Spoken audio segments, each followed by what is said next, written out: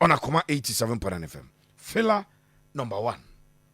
The original fella man. Maybe catch on nano sir and bi ekoso. It was Monday. And I catch us a conference call. And 3 people were involved in the conference call. Asante Kotoko executive chairman James Osei Brown. Asante Kotoko director of football Stanley Menzo. And a coach that as at that time, not meaning, but no catch us South Africa. Yes. Now that call was supposed to iron out some few differences. Now that's outstanding issues. It had more to do with salaries as and conditions of service. Salary no ma agree na keskaketua bi. Na in the course of the season, if I want to travel home, ticket 170 like how many tickets? And I got to or opportunities or invite na bushia. Why not be taking care of that cost? Everything. And no any enkomo Japan. Na outstanding ano mu edi enkomo no. And san komodie no and a course Monday. And I'm back at you. And Abraham be a story man say confirmed. Me can say confirmed. Oko Pepe Soares channel so YouTube where ho. Oba Akoma Sports on TikToker. Yeah, sure say let him post to edit to ho. Fantastic. Ti asem nya say sie wie ne yebeka.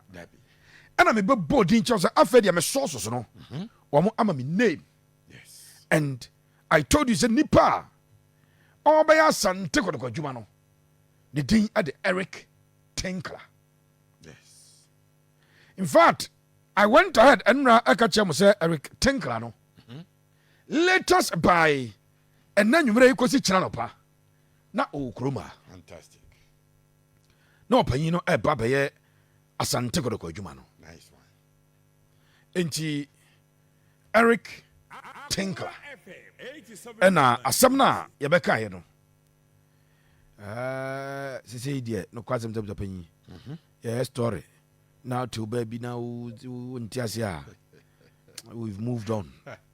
Yeah, move on beyond those people. The original fella man. Oko mi page those about that all confirmed. Asante Kotoko new coaches. South African Eric Tinkler. It was posted 3 days ago. About 9,000 views and also. Yeah, TikTok on quite the Kumasi Sports on TikToker. So I story in a goddamn momentum no panya some kitwa. Finally Kotoko at the confirmation about Eric Tinkler. Nice one. The next coach of Kumasi, Asante Kotoko. Now Eric Tinkler Asante Kotoko. Ababa confirme na wiyi. So no any omu coach omo no tukwan akwa nimu no. Enkofo ensheda enim na saa. Okay. People don't know who Eric Tinkler is. Omo nimu no na nya omo fault. Opanyino apart from say or captain South Africa national team no. Na usi akan onye obi a Ghana ha no wadi ni nkui ewa ha. Yeah. But me catch us Asante Kotoko coach no.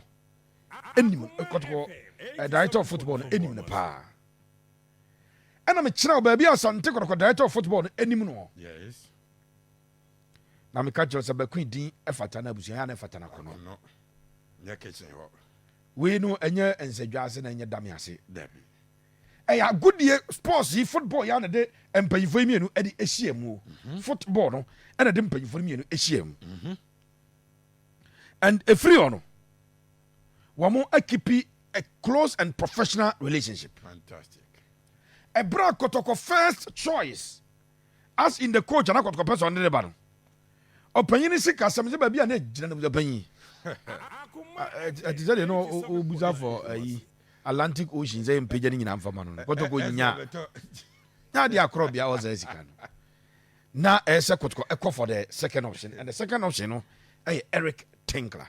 Abja pesa me jambo. Richard Pepe Soares. Ye nin komo kakra emfa Eric Tinkler. First and foremost, onye a proven winner. Okay. Atefun team but he is not a proven winner. Wa CAF Champions League final with Orlando Pirates. Yes. wabɔ CAF Confederations Cup with Super Sports United. Obekai sa Super Sports team na. Yeah. Na omu African continent so pa. Sa 2 times obo CAF Interclub competition final in Japan he lost. Okay. Domestically he has won some cups Eofie. He's more of a developmental coach than a trophy chasing coach. Na da bia me ka cho say ye de adwuma ma obi a na wo hwe nipa kro na montu a otu a ebetuma mo wahu nipa kro no na dwempa e woni tirim e bia na o meka nkire o ba do betumi ehu say no na ma boxer no after round 2 obai no ka che de corner ne say wo hu akwa no plan ni nyina and the moment was identifying nipa no plan there che say okwa akobo akwa na ku no ɛna mbusa sɛ ti akwa ne plan ne sɛ na ɔsɛ akwa ne pɛ sɛ ɔno ku no tɔ no nya de obɛkɔ biem ɔmo ntota wo no mu no ummie wa no kora yɛtumi hu deɛ wopɛ sɛ ɔyɛ enti Asante Kotoko board no officially they have not communicated their intent but we can deduce from the ɔmo yɛ ne sɛ appointing Stanley a ɔno ɔyɛ developmental oriented ono no believe in the IAS system. Two steps apenyanei IAS. Omo born omo ye ewo Netherlands ono. Enye chinchi omo ba beje Champions League but IAS tete no omo je Champions League eto so apenyo ye bi o. IAS eje Champions League to aso me ansa tete birem no. Enti enei Kotoko efa Stanley Menzo. Na Kotoko akofa openya ne tin ade Eric Tinkler abeka won. O ye Kotoko supporter. You have to minimize your expectation on trophies and begin to understand and appreciate that omo ba be project. When a project of Japan. Yeah. Tisesi ani manimu ya de o yakotoko supporter. Na wo twen kru a. Pacho ebeche. Abja pesa me jambo. Richard Pepe shall raise the fella. Krata ne base ya aya ya jebre na ya wuram. Na dwuma bi o hu bia ne aye. Kabiru wo krata ni bi wo. My last page no. Na ezumi ko baby I sign krata because over 2 months in na mbeka cha say lawyer yes Alexander Kofi Osei Owusu obesan so aye adwuma as the communications director at the Asante Kotoko me beka kire mo ha yes Asante Kotoko ene amansan kitawdie no public interactions a krata bia bia bon say signed by AK Osei Owusu Esquire yes secretary to the Kotoko board nice but Osei so act as Kotoko's communications director and the penyo krata ya opanyin ana nensa ehase a ode announce Asante Kotoko new coach Kotoko for afano adwuma no ayo no era nensa ehase nice one abusia makacho say Eric Tinkler is not a proven winner. Yeah. Say all the criteria no koye obi a ogigi nkuru abebrebe a ene wan hwe pe asem no bedane onye proven winner nemum waye adwuma nso akese afan abuja panyi okay waye adwuma akese o hwe South Africa omo MTN top 8 na or the Super Sports J Super Sports J 2017-2018 and a 16-17 so South African Cup winner South African Cup to say FA Cup no and so the Cape Town for no J inti wa coach ache ni coaching career no spanning a very long time but enye nkuru abebrebe asem why a developmental coach and when ya football director also believe in development and a Kotoko vision yes omo be develop players no na fe actually omo compete for nkuru enti we ay kakra yinim now abjapanyi yes sir we ya Kotoko supporter yensan eni animu na yenkire we coach no sign obo no ball na goodie no etesan etio Ghana hey what is say club bia o Europe akwakofa Pep Guardiola you don't need a rocket scientist to come and tell you say Pep babe ball a certain style and brand of football so what is team bi akwakofa Antonio Conte unim Antonio Conte de oba be de amatiu no yeah Jose Mourinho Madrid asa appointed bi Everybody knows. And I appointed Eric Tinkler. Sankoya Juma we Kroma and Kobian in your bay. Sakotoko appointed coach at the Bashir for that. I was young Kobian Bashir for the Obabe. But where the independent quickly. Now your activity, your research, you know. Fantastic. Ni akwakoyi ediaba. Abuja pesa me champion. Richard Pepe shall raise the fella man. Last season coach ni team no about 30 games. 87.9 Kumasi. Or conceded 27 goals. And I want him a share 32. In the course of the season, I know identify says some of the samba ebano. Okay. Because no defense in eliki. But when we are free on the end of the right. As a penny, Eric Tinkler on the style of play, no, a high intensity, aggressive front foot approach. High intensity, aggressive front foot approach. Wow. On your coach or teacher Bobra, there be. Now he's a coach of blended defensive discipline with fast-paced attacking sequences.